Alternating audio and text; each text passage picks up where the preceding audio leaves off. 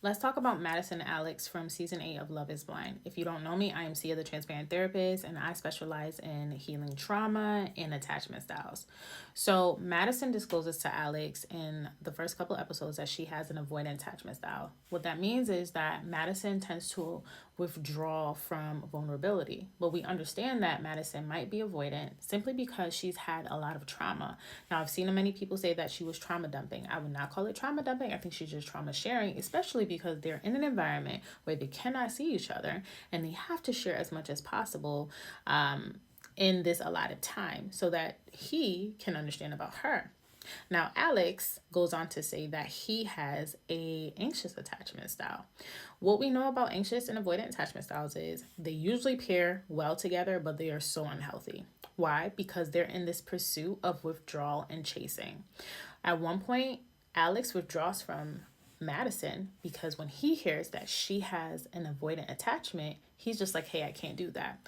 I'm actually very proud of him because you should not and you should try to avoid people who don't have secure attachments, which means that if you had a secure attachment, you would grow up in an environment where you felt vulnerable and safe to be vulnerable instead of afraid and retreating, which is what Madison had to do many times. We hear her share that she had a very angry father. We hear her share that she had suffered loss of her brother. We hear her share that there was some substance abuse, meaning that Madison had to grow up fast and she probably evaded all emotions possible just to self-preserve. Now, these two do not ultimately end up together. Spoiler alert, although I spoiled it before the alert, sorry. However, if you are dealing with an anxious attachment style, you might want to people please. So in the episode, we see him at first want to withdraw from this pursuit. However, he stays. Why? Because usually when persons or people are anxious or anxiously attached, they want to please the other person. I think he thought that he could change her over time. However, upon episode 6, where they have the encounter with Mason, it didn't really work out that way, right?